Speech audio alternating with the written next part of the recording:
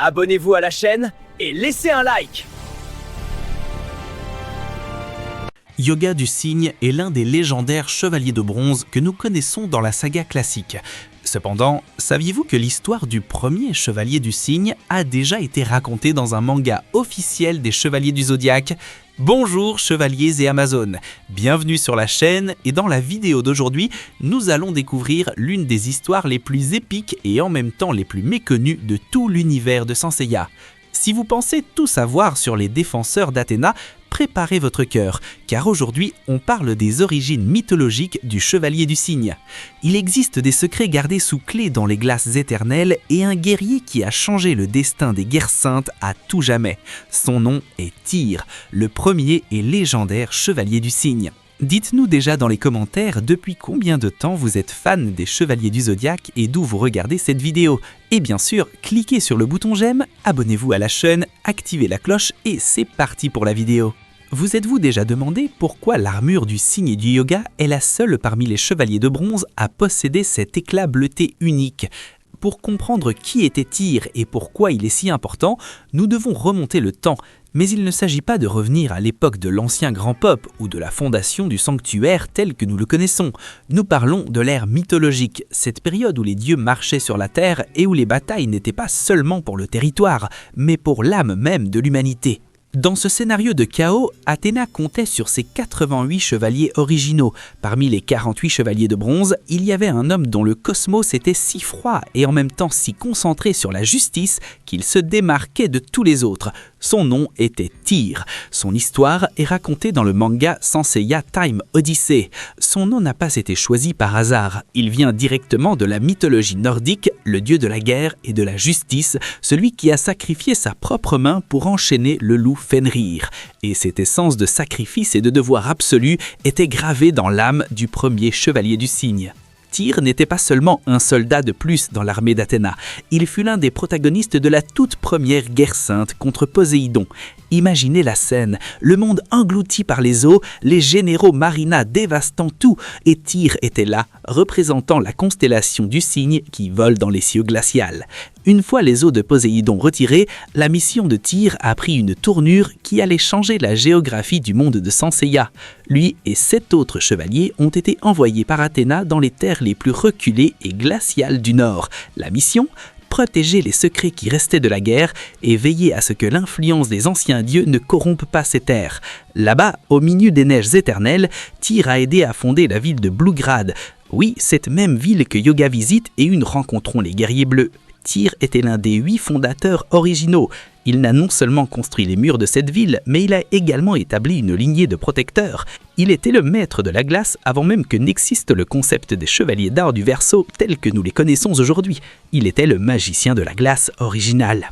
Maintenant, voici la partie qui empêche l'Olympe de dormir. Vous vous demandez sûrement que pourrait faire un chevalier de bronze pour effrayer les dieux. La réponse se trouve dans la grotte de Kitej. Athéna, dans sa sagesse et peut-être dans un acte d'audace extrême, a apporté dans cette région quelque chose appelé le feu de l'Olympe ou le feu divin. Il s'agit d'une énergie primordiale, le pouvoir des étoiles elles-mêmes que les dieux utilisent. Pour éviter que ce feu ne tombe entre de mauvaises mains ou qu'il ne soit utilisé pour incinérer la terre, elle a confié à Tyr la tâche d'être le gardien de cette flamme. Tyr, utilisant toute sa maîtrise du zéro absolu, n'a pas seulement surveillé le feu, il a sculpté de ses propres mains et avec son cosmos une gigantesque statue de cygne faite d'une glace qui ne fond jamais. Cette statue n'était pas seulement de l'art, c'était une machine de confinement mystique conçue pour sceller les flammes divines entre les ailes du cygne de glace. Imaginez le niveau de contrôle du cosmos nécessaire pour maintenir le feu des dieux emprisonné dans une structure de glace. C'est quelque chose que même les chevaliers d'or des générations ultérieures n'ont pas réussi à reproduire à la perfection. Nous arrivons ici à l'un des points les plus fascinants de l'histoire de Tyr et qui explique visuellement pourquoi Yoga est différent. Lors d'une bataille épique à l'ère mythologique, Tyr a affronté des ennemis si puissants que son armure de bronze du cygne a été littéralement réduite en poussière. Mais Tyr n'a pas abandonné. Dans un moment d'explosion de cosmos, alors qu'il se battait à l'intérieur de la caverne sacrée, un phénomène alchimique unique s'est produit. Sur place, il y avait un matériau légendaire appelé poussière de Kamet. Cette poussière avait une teinte bleutée profonde et des propriétés de résistance au froid qui défiaient les lois de la physique. Lorsque l'armure de Tyr a été détruite, les éclats de bronze ont fusionné organiquement avec la poussière de Khamet, ainsi qu'avec le propre sang et le cosmos de Tyr. Le résultat, l'armure a rené, mais elle n'était plus la même. Elle a perdu son éclat métallique habituel pour acquérir les reflets bleutés que l'on voit dans la série classique. À cause de cette fusion mystique qui s'est produite avec Tyr, l'armure du cygne est devenue la plus résistante aux températures négatives de toutes les 88 armures. Elle porte dans ses atomes la mémoire du sacrifice de Tyr et l'essence minérale des terres sacrées du Nord. Nous sommes habitués à voir Hyuga et Camus utiliser la poussière de diamant d'Iron Dust, mais vous devez comprendre que la version de Tyr était la référence en or, ou plutôt la référence en diamant de cette technique. La description officielle de la technique de Tyr dit qu'il projette un vent glacial et des cristaux de glace sur un point si concentré qu'il ne gèle pas seulement le corps de l'ennemi, mais qu'il annule complètement le mouvement de ses atomes. Tyr parvenait à atteindre le zéro absolu avec une facilité qui effrayait ses contemporains. La technique est décrite comme quelque chose de beau comme une pluie de diamants, mais mortel comme le pire des blizzards. On dit que lorsque Tyr utilisait la poussière de diamant, l'éclat bleu de son armure s'intensifiait tellement qu'on aurait dit que le ciel du Nord lui-même descendait pour punir l'adversaire. Il ne se battait pas seulement avec sa force physique, il se battait avec la précision d'un sculpteur et la fureur de la nature. Mais pourquoi l'Olympe craint-il sa réincarnation ? Pourquoi les dieux, êtres immortels et omnipotents, auraient-ils peur d'un simple chevalier de bronze réincarné qui serait maintenant Hyuga ? Il y a 3 raisons principales révérées entre les lignes des histoires de Time Odyssey. Premièrement, le contrôle du feu divin. Tyr a été le seul humain qui a réussi à dompter le feu de l'Olympe en utilisant la glace. Si un chevalier du cygne atteint le même niveau de conscience et de cosmos que Tyr, il aura entre ses mains la clé pour éteindre ou contrôler l'énergie qui soutient le pouvoir des dieux.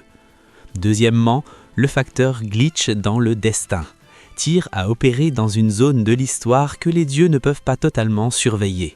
En fusionnant des matériaux légendaires dans son armure, il a créé un objet qui échappe aux règles standards du sanctuaire. L'armure du cygne est une anomalie et les dieux détestent ce qu'ils ne peuvent pas contrôler. Troisièmement, la connexion avec Chronos. Dans les intrigues qui impliquent le contrôle du temps, Tyr est vu comme un pilier de résistance. L'âme du premier chevalier du cygne est résiliente d'une manière qui défie les réincarnations communes. Lorsque l'Olympe voit Hyuga éveiller le 7e sens ou revêtir une armure divine, il ne voit pas seulement un jeune homme, il voit l'ombre de Tyr, l'homme qui a emprisonné le feu des dieux dans la glace, revenant pour réclamer le prix de la liberté humaine.